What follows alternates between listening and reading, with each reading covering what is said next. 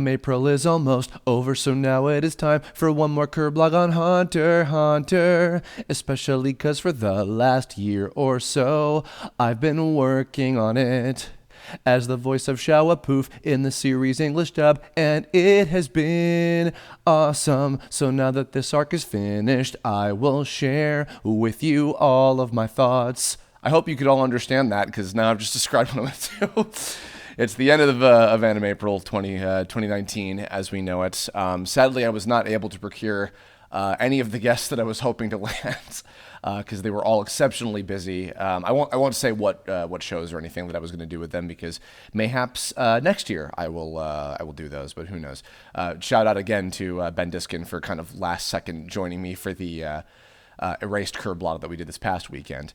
But this one today, this is one that I was planning on doing for actually a while, because just as things happen to land, the Chimera Ant Arc of Hunter x Hunter just finished airing on Adult Swim as of about a month ago, maybe a little more at the time that you're hearing this. As some of you may or may not know, I have actually done a couple of Hunter x Hunter Kirblogs previously. I think actually for the last couple of Animeprils in a row. I did one with my initial thoughts on the show, seeing everything I think up until the end of the York New story arc, with having watched it both in the 1999 version of the series, the anime series, and as well as the 2011 series.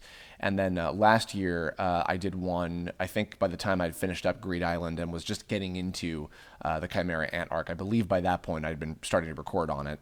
Because for those of you who also don't know and haven't heard by this point, whether you were following it or otherwise, I had the esteemed pleasure of getting to voice Shaiapouf, one of the Queen's Royal Guards, or rather the King's Royal Guards, very soon after, in the English dub of the 2011 Hunter x Hunter series, which, again, I just finished up recording on it, I think last year, and then my episodes just wrapped up a little while ago, so of course as the arc was coming to an end. And it was a very interesting experience to me, for me, excuse me, because I'll just give a little bit of a refresher as far as like my experience with Hunter x Hunter before that. I knew about the series all the way back in high school. I knew it was by the creator of Yu Yu Hakusho, and it was a long running show, or story rather. The manga, of course, I know is still going. I know that Mr. Takashi, who's the creator of it, he's often experiencing medical problems and is only able to produce chapters at a very slow pace, unfortunately.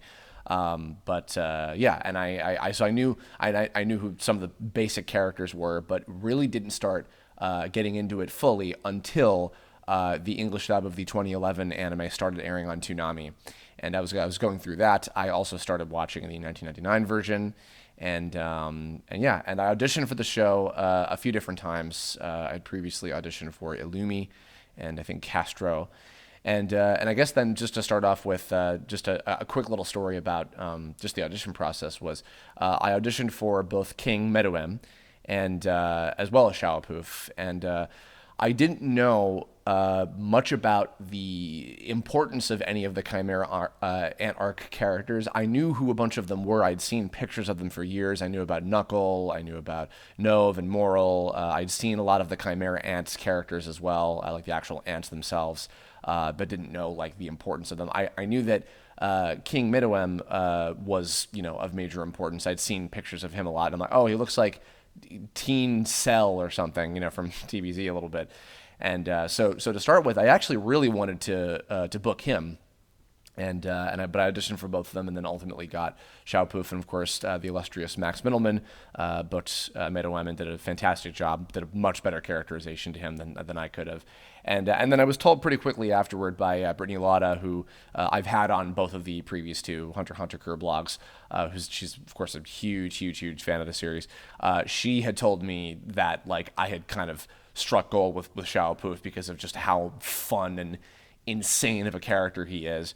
So I was interested, and so as I've mentioned a lot in some of my other Kirblogs talking about like working on certain anime series, when I have the ability to, like if it's out there and if I have the time to and interest in some cases, I will often try to watch the show in Japanese ahead of time so that I can kind of know the full context of the story that's happening around me, and also maybe come up with some ideas for acting choices and things to maybe mess around with and thing before I go in to actually record for it, while still being open, because of course we don't get like the fully adapted script ahead of time, but mainly for context.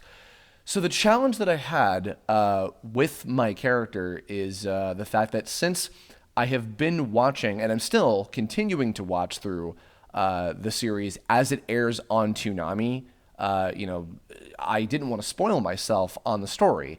So I had a hell of a time basically going through my scenes, skimming through the episodes. The Japanese episodes, of course, were on Crunchyroll, and skimming around to find my scenes, and just so I could know ahead of time like what I was in for. While also trying to not entirely spoil myself on absolutely everything that was happening, in between my scenes, and the full context of what the good guys were doing and everything. And so that was kind of a challenge. And for the most part, I managed to keep myself kind of in the dark on a lot of things. I was able to know, what I needed to know for myself, which was actually relatively straightforward, and I'll get into why a little bit later. Because I don't want to spend too much time on this talking about like, me recording on it. I also want to talk about the story of this story arc as well. Yeah, so it was a little tough, and there were a few things, unfortunately, that were spoiled for me. Mainly by the director, Tony Oliver, who did a great job on the show. He kind of let slip a few things that I didn't necessarily want to know. That some things that happened after the end of my character, but yeah. And also, I'm going to be speaking, as if you guys have seen this already, because it's aired in English. It's been out in Japanese for a long time, so this will be a big spoilery talk, just to open up with and everything. So. Yeah, but it was an incredible experience, and I'm sure I'll mention a couple other little quick bits about certain scenes that I got to do with Poof, because Poof, beyond just like it was cool that I got to be part of it, but I love the character and what he had to do with the story as well. So I'll sprinkle some stuff like that in there. But yeah, just to start with, so I kind of rode through Greed Island, kind of coming off of that arc previously. York New was really fun and varied and awesome, and I loved everything about that arc. Greed Island was kind of losing me a little bit. The unfortunate thing, and I've talked about this before, and I'm going to repeat information, so again, sorry if you've heard the previous two Hunter Kirblog that I did before, but I'm really sad to say that unfortunately I'm not a huge fan of Gon and Killua's characters, which is really weird to me, because that says a lot about Hunter in general, that the world and everybody else, all the other characters, are so intriguing to me that despite the fact that I don't really have that much emotional investment into the protagonists, like the two mainest of the main characters, I'm still really hooked on the show and really give a shit a lot about what's going on. So I didn't mind the fact that Greed Island was just them kind of on an adventure. It just, the stuff with all like the card collecting and a lot of that stuff, it just seemed to be like not the most interesting thing in the world. Hisoka and Biscuit were kind of the main sources of my entertainment on that prospect, I will say. But yeah, I managed to ride through it because not only with recording my episodes, but I'd also been told by a lot of people, a lot of friends of mine, Brittany included, that were big fans of the show, that the Chimera Ant Arc is arguably one of the best story arcs in all of shonen. And you know what? I would be inclined, having finished it now, to agree. It's filled with so many like incredible twists and turns. A whole lot of incredibly cool and interesting new characters that they just kind of threw in there. Very complex, weird kind of people, and equally complex and interesting powers that they all have as well.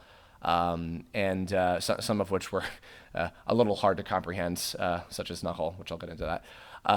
And just a lot of like really amazingly like legendary scenes, just kind of scattered throughout the whole thing. Much like I think I'd previously said that the quest for finding the copy of Greed Island that works, was kind of more interesting to me than the stuff that was happening in the Greed Island arc itself. finding the prize of locking on to somebody's N, and then of course that sets up with where they find Kite, who, I'm not exactly sure. Maybe somebody, if anybody knows out there, the reason why they skimmed over his initial appearance at the very, very, very beginning of the story, which I've seen the 1999 version when he shows up at the very beginning of the story when Gon's a little kid and everything. I don't know why the 2011 show decided to gloss over that and just kind of go past that moment. I really wish that they didn't. I don't know if it was just kind of like a Fullmetal Alchemist Brotherhood kind of thing where it's just like, we just want to start it off differently and, kind of execute it in a little bit of a different way, which, I mean, that's fair enough, I guess. But, Kite is kind of a cool character. He, not one of the most interesting ones to me necessarily. There was a little bit of a letdown for me where, like, I was hoping that his connection to Gon was going to be maybe have feel like it had a little bit more depth to it. Because sad to say, like, Gon's like whole like, oh my god, I'm crying and holy shit, I'm so invested into this person that I barely know, didn't have that much of an impact on me, and it seemed kind of like weird to me for some reason. I feel like maybe the impact would have been higher if they did keep the initial thing in the beginning and maybe like sold a little bit more. That Kite was kind of like the person who sort of inspired Gon to want to be a hunter, because since he's on a quest to find his dad, but he never really met his dad, and he met Kite. So not so much that he's like, oh, he's the father figure that he never had or whatever. It's more just that he was an inspiration that led him down the path of life, which I think is something that is a really powerful device, because there's a lot of figures like that in people's lives. But I don't know. I just Kite was okay. I guess I felt more investment into the Hunter Association characters, striving and fighting to try and avenge him, than I did with necessarily Gon doing it. Since they were colleagues of his, and of course also just they're doing their job of trying to exterminate these really dangerous creatures that come into existence.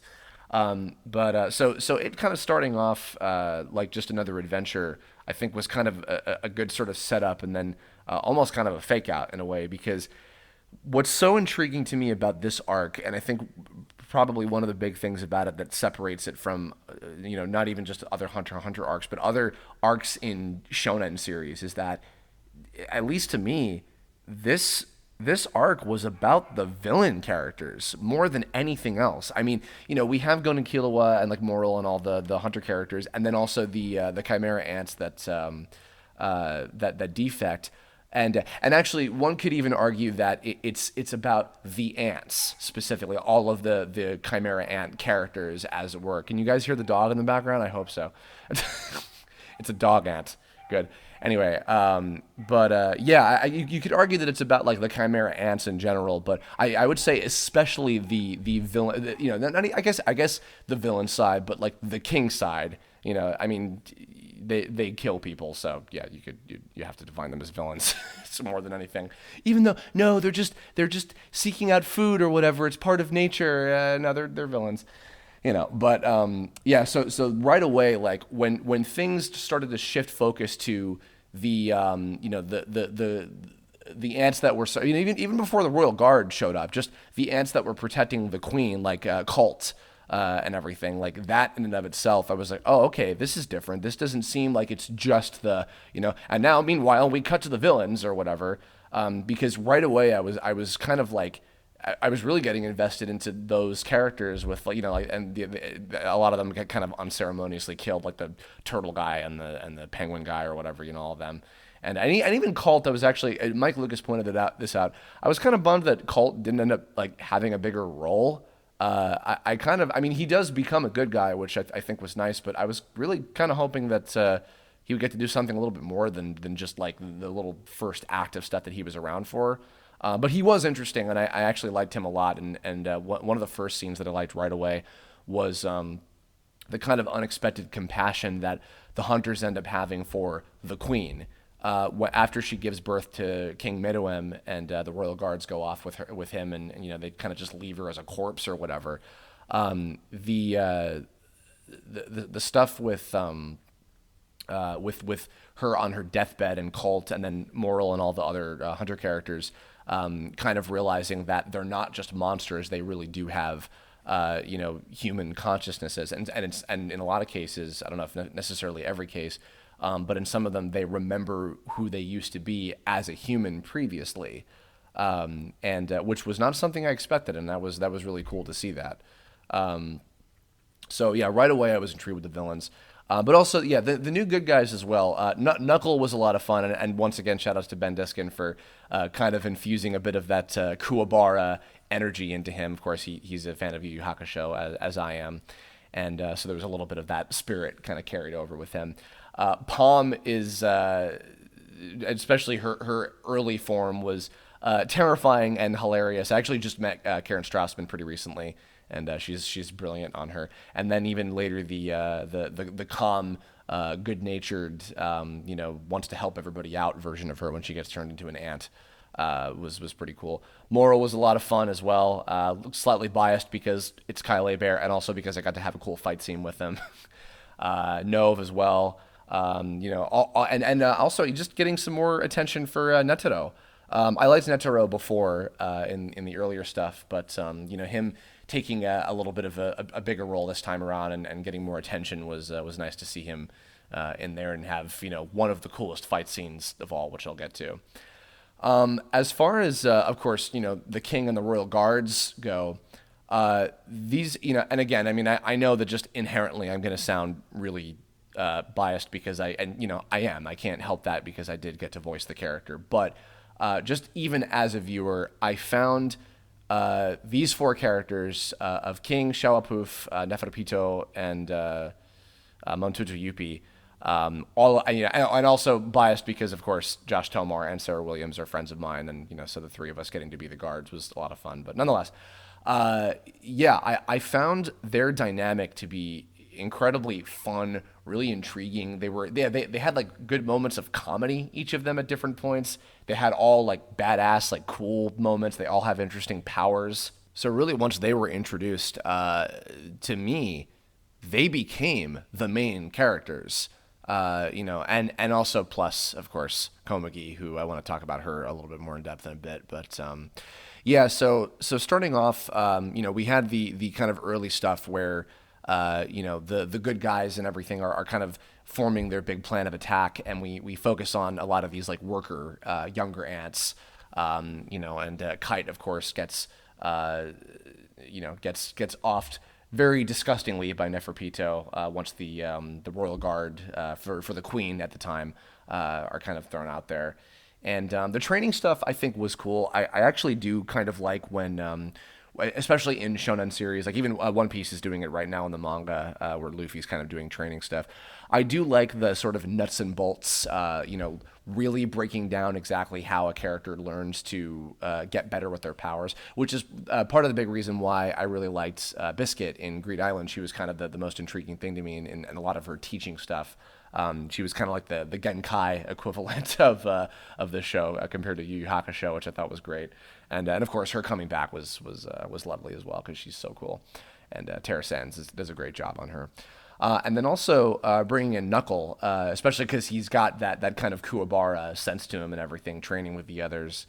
And Killua's weird sort of like desperately wanting to still be friends with Gon, even though their friendship isn't really in any kind of actual jeopardy thing. Like that whole kind of thing to me was a little weird. I mean, like not like I wanted to feel the emotion of it. Like I wanted to like be into it, but like it felt very like forced and like strange to me. I don't know. I don't quite know how to describe it, but like that aspect of like, him feeling the stress or whatever, and then, coupled with Gon being so distraught over Kite and everything, even though he barely knew him, like that was the type of stuff that was like, okay, I mean, like I get it, but I'm not really invested into what's going on with them right now. But at the very least, like I was getting entertained by everything that was happening in that early stuff, and again being intrigued by what was happening with the villains. And then even just seeing some sort of because even in the beginning, like, I was kind of half joking before, but yeah, I mean, when they first start, they are just like feeding their and of course there are some cases where like the gun-toting ant who just doesn't even have a name. And he just straight up like shoots Ponzu in the head, which is like, whoa, okay. I remember even Tony Oliver was pointing that out. That was another thing that was kind of spoiled for me ahead of time, where he was like, yeah, I mean, like, this show has like some violent tendencies and some adult themes to it, but it's overall pretty just like a fun, adventurous kind of thing. And then just all of a sudden it just comes out of nowhere with some shit like that, and then followed by I can't remember the character's name, but the other guy that was with Ponzu who like Neferpito's like playing with his brain to like get information about how N works, and then that leads into all the ants developing their own Nen powers and everything. It was like, oh, okay, this is and also eating humans and murder, just a lot of murder, and wow, okay, this is a little different now. Tone is massively shifted, and I guess I shouldn't be too surprised, because Yu Yu Hakusho has a lot of really massively fucked up shit in it at certain points. So it's like, oh, okay. But yeah, so it starts off like kind of leading around very strangely and having some, and even like, the two kids, one of which eventually gets turned into cult. That stuff in and of itself was all pretty dark too. So I was already kind of seeing and liking the tone. I was like, okay, this is where we're going. It sets it up pretty well. And then once the royal guards are born, and then we get introduced to the king, what I love about these characters is the way that they are is entirely like their purpose is set from their conception, and they have this interesting sort of thing where they're birthed into like fully formed human beings with defined personalities and a purpose to themselves. They don't, they don't like have to have a whole process of growing up from any kind of stage. They're born in the way that they are for the entire rest of the story, like immediately. And because their purpose, like, the king's purpose is to be the ultimate form of life, or the ultimate life form, complete with chaos emeralds. And then Neferpito, Shaiapouf, and Montoto Yuppie are all bred to serve and help him fulfill that purpose, even at the risk of their own lives. Like, they live for him, and they go immediately from we are serving the queen to helping to even before the king is born. They're like, we are serving to help cultivate this ultimate form of life. And then as soon as it's born, we abandon what birthed it, and now we are going to serve it. That is what we exist for. That is what we will live and die for.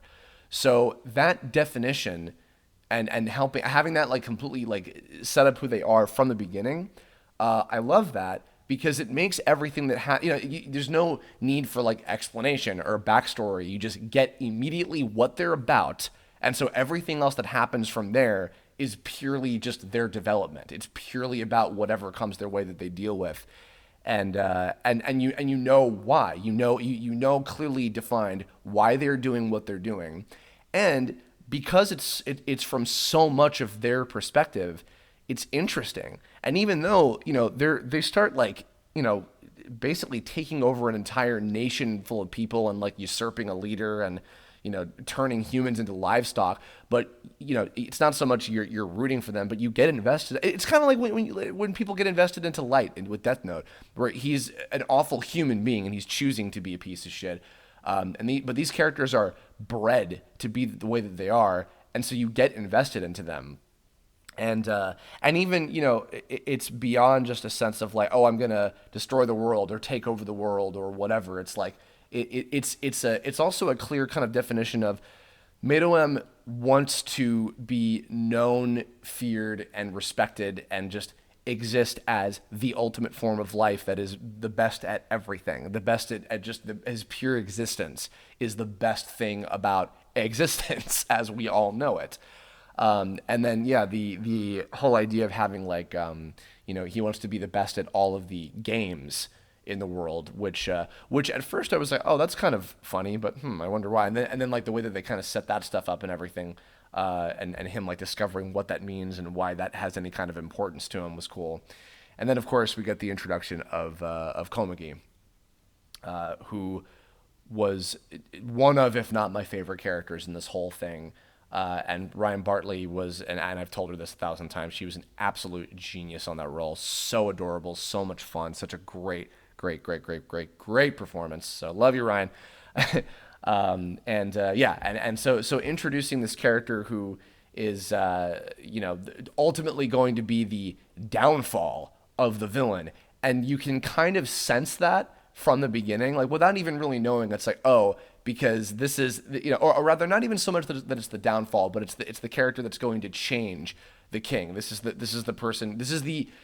character is the plot twist that is going to change something within our lead villain. Like you immediately, the second she walks in the room to play Gungi for the first time, like you know immediately, like, oh, that's what they're doing. That's where they're going with this character. Like they wouldn't make such a big deal out of it without kind of going in that. Well, you'd think, but then again, this show has crazy twists. But at least that's the sense that I got, and yeah. But yeah, once it establishes the dynamic of the royal guards, Meruem and Komugi all together in the castle. Then the sort of structure of the arc changes to kind of something that reminds me a little bit of like the good parts of the early Namek Frieza stuff in DBZ, where it's like a lot of sneaking around and like the show lives up to its name, where it's about hunting, and the good guy team and also the defecting Chimera Ants are kind of placed in sort of a reverse antagonistic position, because it's not only they're trying to foil their plans and everything, but they're trying to hunt down and exterminate these creatures that they find to be a huge threat to humanity, and in the midst of that, they discover that a lot of them actually do have their humanity left over in the cases of Finn and Ikalgo and all them, and then they join the good guy team kind of unexpectedly.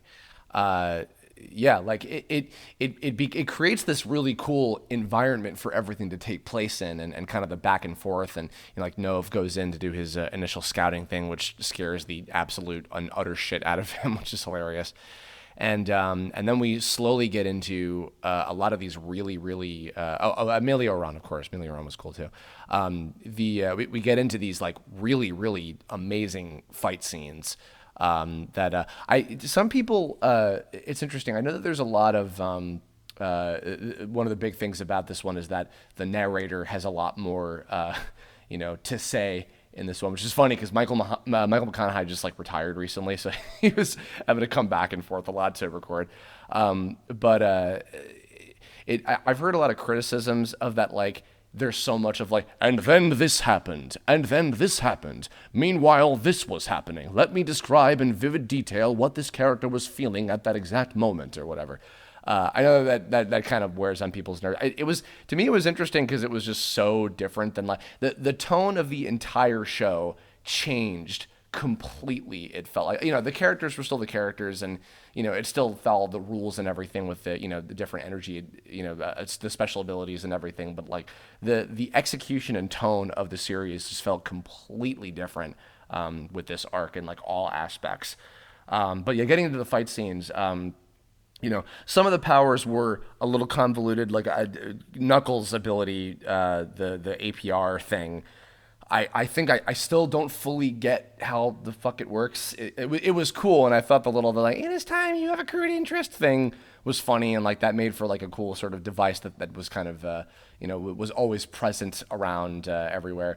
But Moral with the smoke Kagebushin type shit, and God, what else? Nove with the portals, and then the ants as well when they start developing their own abilities.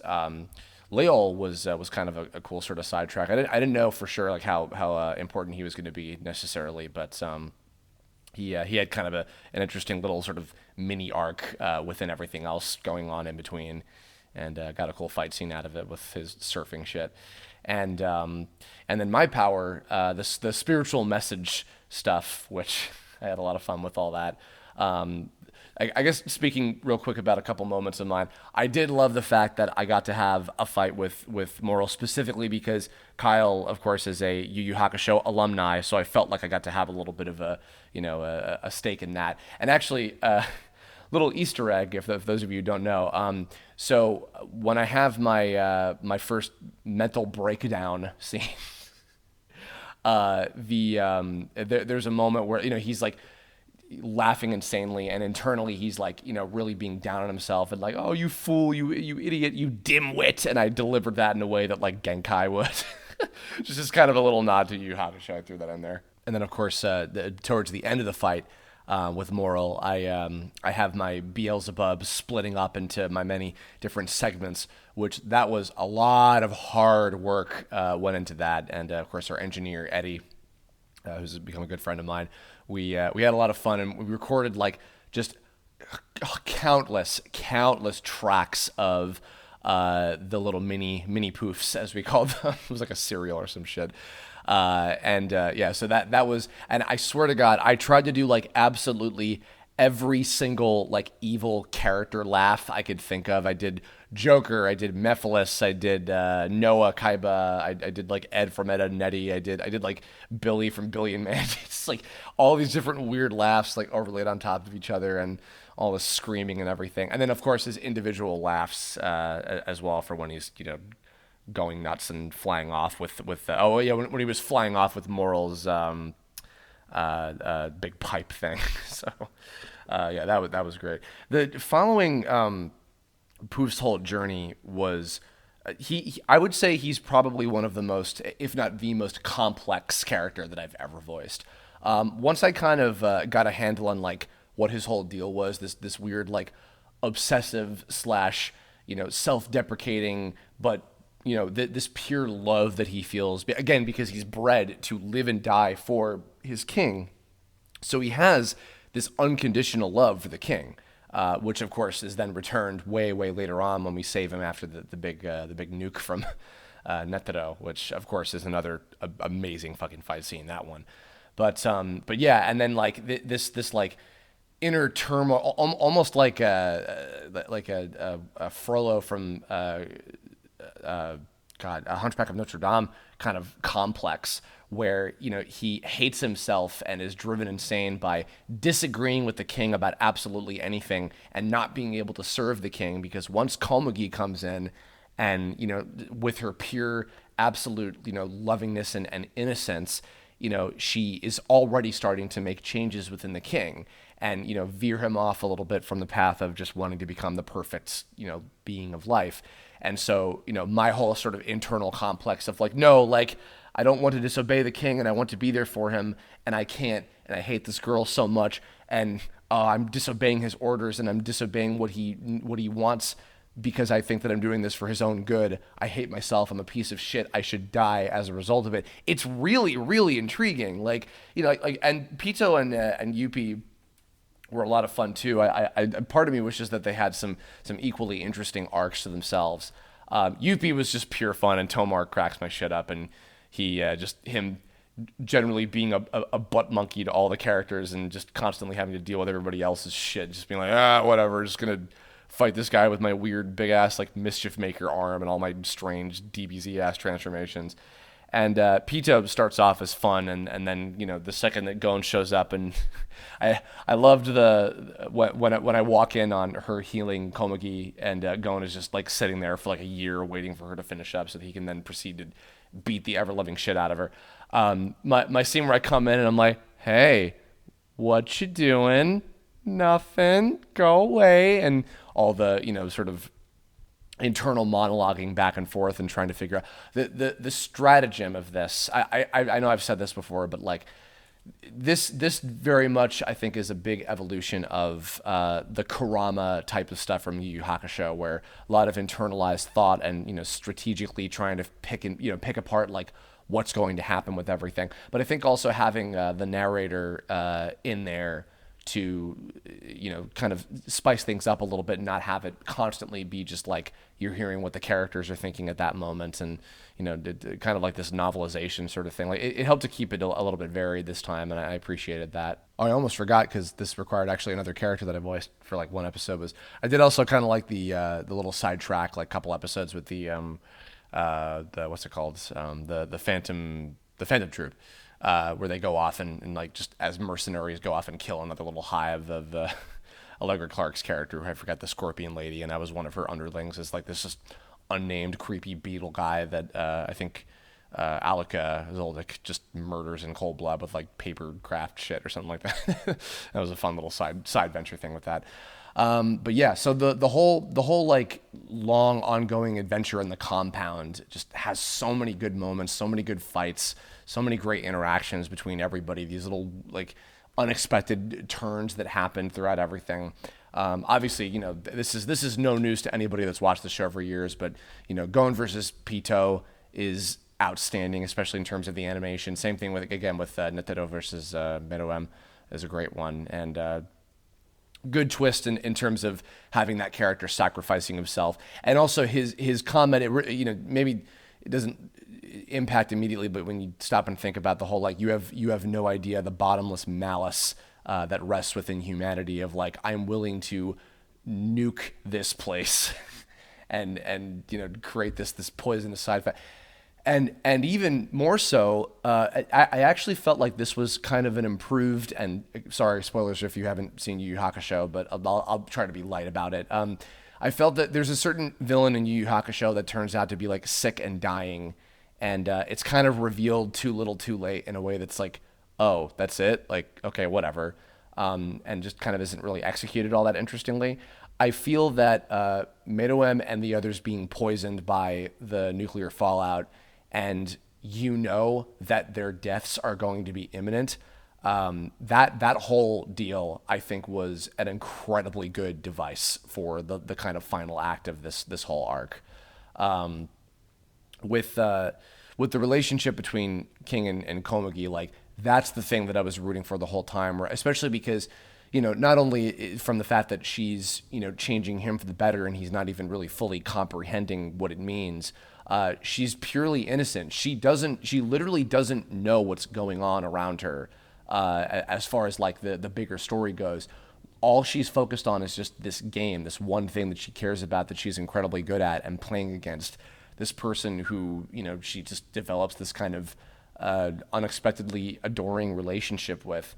Kind of not too similar from the different from the Royal Guard guys, because she wasn't bred to do this, but she's incredibly respectful to this authority figure right away, referring to him as dear leader, and then watching the whole thing blossom between them, and especially when towards the end when you see through Shaiapouf eyes, like, oh, this is how much that he cares for her. There's nothing more that I can do for him, and the whole mind game of like, I have to keep secrets from him, but he can tell, and the connection that we all have with each other, especially like when we feed him and everything. Like, it's just, oh God, the whole thing is just so interesting, and you get so invested in these like psychotic, weird villain animal hybrid people or whatever. Like it took me by surprise. It really, really did. And then again, like Ikalgo and Melioron and a lot of them and everything, like kind of seeing where they were going and like how they were all developing, and the impacts that the human characters have on their lives and vice versa. And then most of all, I guess we're here at this point. The ending, it was so incredibly, massively well done. I know that there's not much left. In fact, at the time that I'm recording this, I think there's only maybe about a month and a half, 2 months left worth of episodes in the show. I think now, like, we're pretty close to the end here. But yeah, if this were the end, like at least for the show, like I know that there's more to do with the whole story, but if this were the end for now, I would be okay with that. Like, it's just so incredibly well done, because the fact that like, oh, King's gonna die, and now Komugi's gonna die also, and just every back and forth, the whole conversation they have, and they're in the bunker, and then like those last few, like the last few moments, I was tearing up, like when it's just like the pure black, and you just hear them speaking to each other. It reminded me of I think it's Gone with the Winds. It might be the name of it. There's a movie, there's an animated movie. I think it's called Gone with the Wind. That is about an old couple that has to survive that try to survive nuclear fallout, and then they ultimately die in the end, and it's incredibly sad and depressing. But that's the whole premise in the movie. So don't kill me for spoilers, whatever. It reminded me a lot of that as far as like the direction and like the really detailed shots of like the kind of still paintings of them at the end, and like you can see like the blood dripping out, and like they're starting to corrode and die, and it's just like, oh god, it got me real hard. And then the post, the end of the arc scene where, we have Kite sort of reincarnated as the new, I guess, the new Ant Queen with Cult, and then Bloster and Welfin both survive, and they kind of carry on and everything. And, the body count of survivors was kind of surprising, and I think Melioran lives on, and, all the good guys minus Netero all live, of course. And then even Reyna, the Cult's, I forgot what Cult's original human name was, but the little sister getting to be reunited with her mom and everything, and like which I didn't even expect they were going to go back to that, because I just figured it was kind of like written off, and the whole thing with that subplot was like, okay, that's it, it's over, whatever. That was really sweet, and it was a perfect lead into to what's come next. So.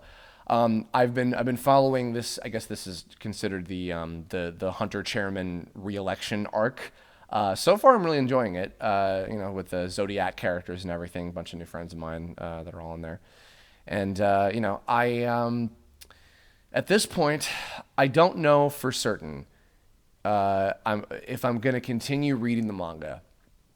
That's going to be that's yet to be determined. But I'm going to finish the show and then see how I feel. I'm getting a little ahead of myself here, but I will say for and it's, even then it's still not perfect. There's some other things about it that I think could have been executed a little bit better.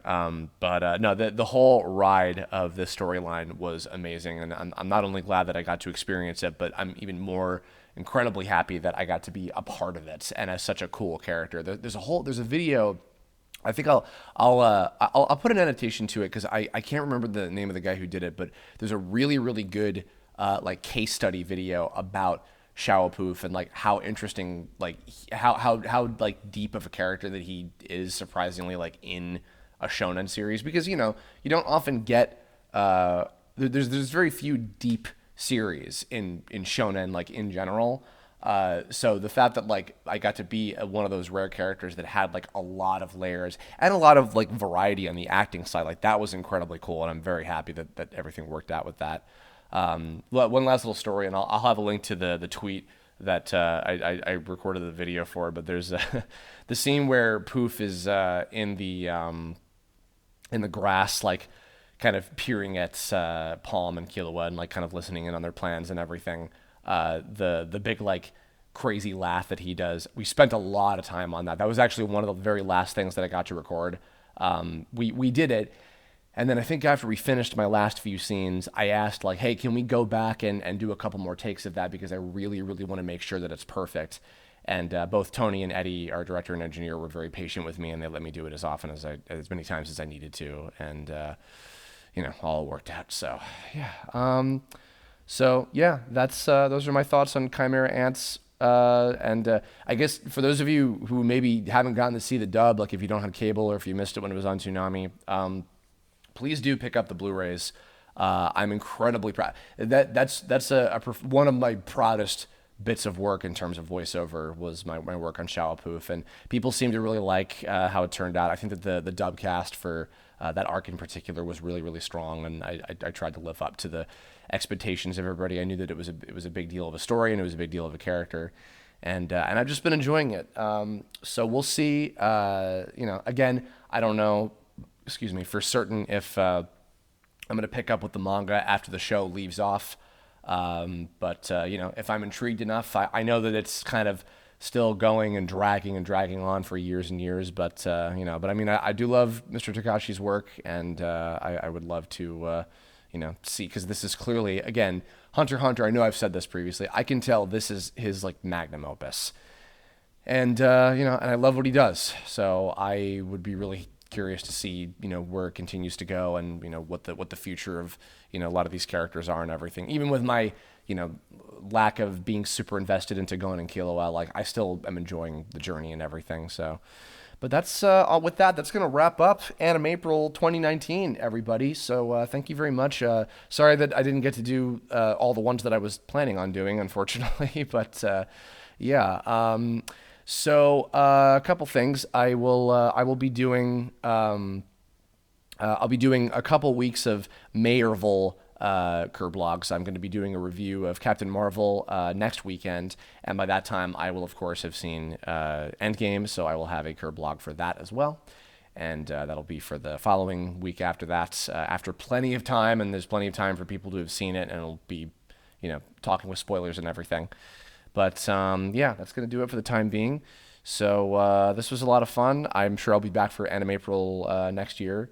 I'm going to be changing some things on the channel pretty soon because I've got some other plans and ideas of stuff that I want to do. But look out for some more info about that in the very, very near future. But yeah, so yeah, this is the third Kirblog I've done on just Hunter x Hunter by this point, which I didn't expect to. But yeah, so mayhaps I'll do another one down the line. And but hey, this series seems like it will not end anytime soon, so the next time you hear from me might be a while.